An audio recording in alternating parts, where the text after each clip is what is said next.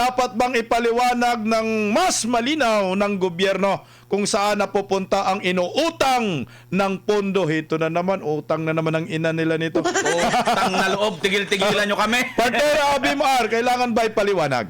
Aba, dapat nyo lang ipaliwanag, lalo na itong Marcos administration, kasi nga, wala pong nakikitang matinong mga project ngayon.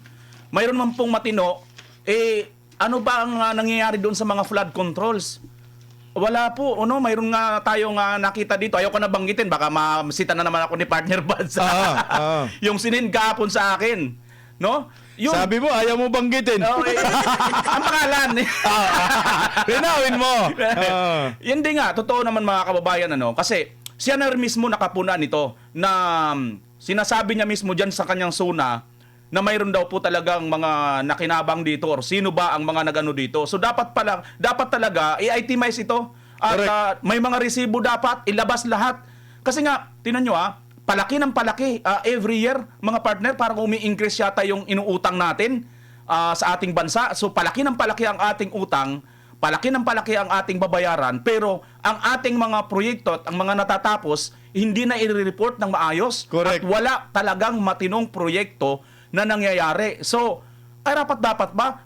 Naturalmente. Kasi nga, saan tayo pupunta nito? Saan tayo pupulutin bilang bansa kung wala tayong malaki lang ang nautang natin, malaki ang nakakuha natin pera, ngunit hindi natin alam kung kaninong mga mabubuting kamay nagpuntahan itong mga ito. Correct. Partner Bimar, tanong lang kita uli. Ano yung minti? Nabanggit mo eh. Ano minti? Sabi mo minti, natural minti. Naturalmente. Ano yun? Salitang Tagalog malalim. Marami tayong natutunan. Naturalmente. Akala ko natural, Vicente. Naalala ko si Vicente, kaibigan mo. Bumaliktad. Si Vicente. Sino Vicente? Si Peebles. Vicente yun, akala ko si Vicente. Di mo kilala? Si Pebbles kilala ko. Kaya nga. Vicente pala. Vicente yun. Vicente pala yun? Partner ba dong? Kailangan ba? Mali. Hindi ko naalala kasi hindi naman pa siya Vicente. Bisinta. Partner ba dong? Dapat talaga malinaw kasi ito lang po yung gobyerno na si Tatay Digong po. Tinignan ko yan yung pag-utang ni Tatay Digong before pandemic, konti lang yung nauutang natin eh. Tapos lumubo yan nung nagpandemya. Correct, oo. Tapos meron pa siyang mga build program. Hindi na po nyo madideny yan. No? Hindi nyo po pwedeng itokis na hindi totoo yung build. Ito po si Pangulong Marcos, wala tayong nakikitang proyekto, wala ring pandemya. Bakit mas marami pa yung rate ng pag-utang niya, mas marami pa. Kung magtutuloy-tuloy itong pag-utang natin, baon, mas marami pa yung mauutang niya kaysa kay Tatay Digong na mayroong pandemya, na mayroong mga tunay na proyekto. Kaya dapat magpaliwanag, partner. Speaking, meron lang po ako. Etong gobyerno kasi natin, lagi naliligtasan yung accountability nila sa paggastos. Accountability nila sa pagtugon sa problema kasi lagi sila may sinisisi. Katulad nito, siyempre, ang apektado niyang flood control, yung DPWH, di ba? Partner? Ito po ang sinabi na naman ni Secretary Bunuan ng DPWH. Basahin ko lang na konti. Sige, partner. Ano paliwanag nila dyan? Nadatnan namin talaga na matindi ang pangangailangan natin sa pag-address ng flood control dito sa ating bansa. We did not inherit a bed of roses. Ang ibig ko sabihin, partner, kayo na yan eh. Oo. May baha pa talaga noon. Minana nyo ba yung baha? Oo. Pero ang hindi nyo minana, yung mga naunang administrasyon, lalo-lalo na si Tatay Digong, ang pagtugon niya dyan, simple lang. 'Di ba? Proper waste management lang. Kaya linis ng linis, partner. Correct. Kayo, apektado niya. Nakita ko, sabi nga ni Bisdak, kasama ka sa mga nag-volunteer na naglinis niya. Diyan, dati sa Manila Bay. Diyan ako nagsimula kasi sa Dolomite talaga ng mga pagbablog-vlog. Kaya, mali yung mga katwiran nyo, hindi na tinatanggap ng tao yan. Kailangan nyo na magpaliwanag ngayon kung saan nyo ginagastos yung mga inuutang. Dahil hindi na obra na isisi nyo palagi sa nagdaang administrasyon. Tama dyan, partner, kasi nga kailangan talaga ng transparency ang pundo ng bayan. Di ba si Tatay Digong merong yung FOI na executive order? Tama. Oh, freedom of information. Oo, executive order yun ni former President Duterte. Ngayon, inalis nila, partner, wala nang ganun. So, kailangan magiging transparent at saka himay-himayin kung saan napupunta. Mantakin mo, nakakatakot, no? 3 taon ni Bongbong Marcos, mga almost 4 trillion na ang inutang. Grabe. So, ibig sabihin, kung matapos ang kanyang termino, mga almost 10 trillion ang madagdag na utang. So, baka mga 20 trillion na tayo after ng kanyang termino. Madudubli niya mga partner Grabe yung, yung mga nakalipas na nagawa ni Tatay Digong. Correct. Pero hindi lang yan madudubli mga partner. Bakit? Kasi wala siyang project eh. Yun nga. Di ba? Magiging times 3 pa ito. Necessary ba yung mga iniutang? Halimbawa, yung mga bibili ka ng 39 na bigas, Correct. ibebenta mo ng 20. Oo. Konti lang naman yung nakikinabang, pero galing din sa utang malamang yan. Correct. Utang ng ina naman natin yan. Oo. Utang na yan. Utang nila yan. Ang problema dito mga partner, kasi doon sa panahon ni Tatay Digong, hindi ito naging issue eh. Kasi naging normalidad na ito noon. Ang kagandahan lang kasi kay Tatay Digong, bukod sa ang taong bayan, mayroon tayong panatag na kalooban na napupunduhan ito ng maayos at yung pondo napupunta talaga doon dahil smooth noong panahon ni Tatay Digong. May Hindi ito resibo, naging issue. nakikita eh. Oo.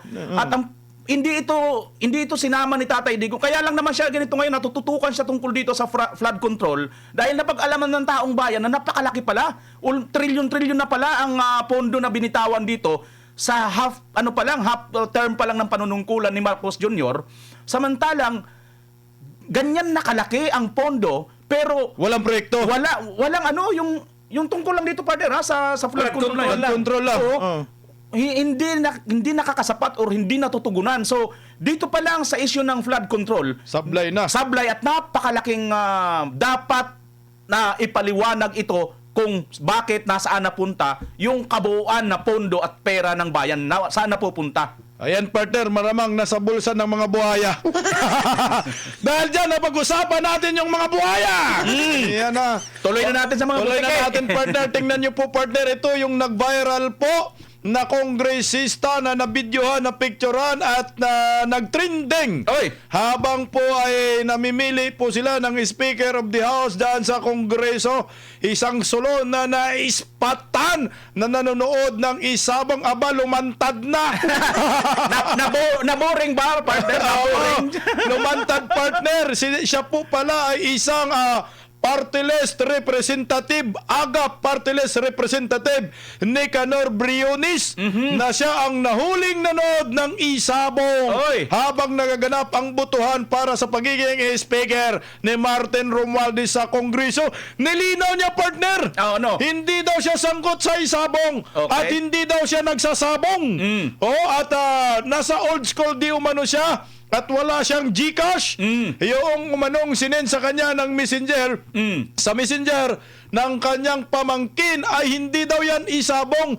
Yan daw ay parang practice derby lang di umano. Ayun. At humihingi lang umano ito ng ang tawag dyan, ng parang nagsusulisit, partner, sponsor sa naturang event daw sabong. Ang tanong, makatarungan ba bang kuhanan ng litrato agad at ipakalat sa publiko ang isang mambabatas nang hindi muna inaalam ang buong konstekto ng kanyang ginawa o lumalampas na ito sa etikal na hangganan ng pamamahayag? Partner Bimar, ano ang masasabi mo dito?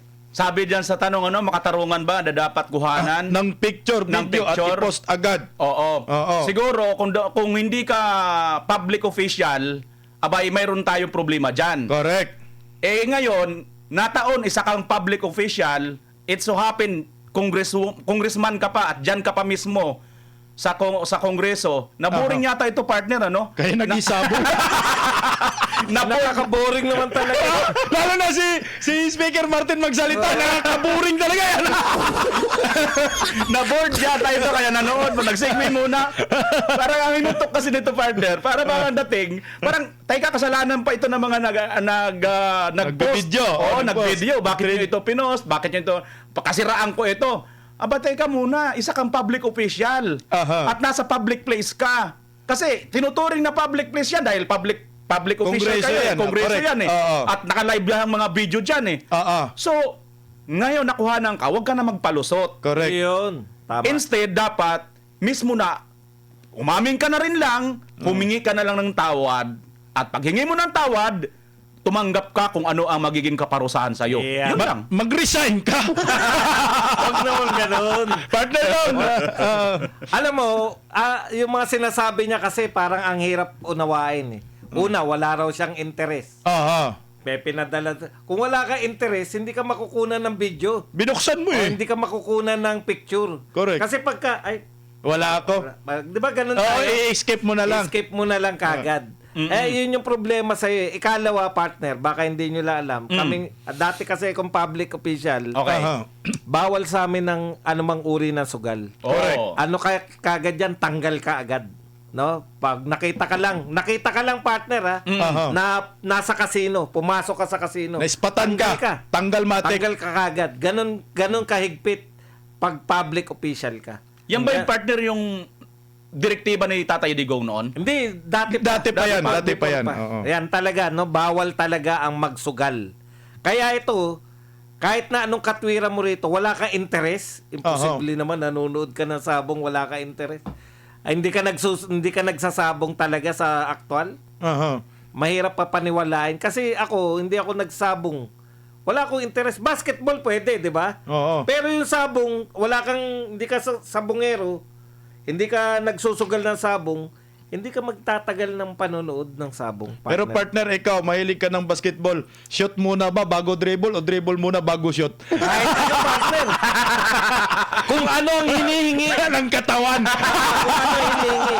Lights on, lights off. Depende. Depende sa klima. Depende sa kapartner mo.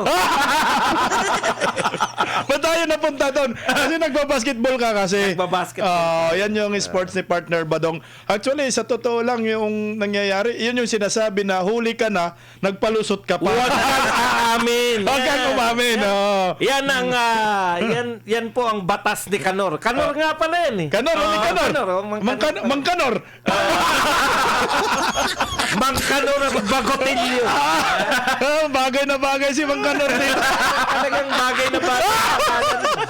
Huli na. Ipag-check nga natin kung si Mang Kanor to.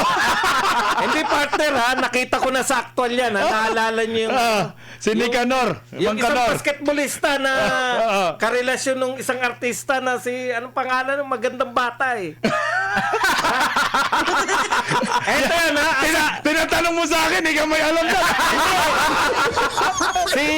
yung basta yung pinakamagandang bata na kamakailan lang na Si D5.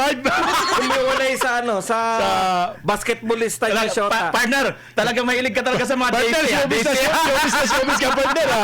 Wala akong alam sa showbiz, partner. Pakitingin niya sa comment section. Tignan niyo ha. Tignan niyo. Andrea del Rosario. Hindi! Brillantes! Brillante! Hoy! Batang-bata ka! Di ba?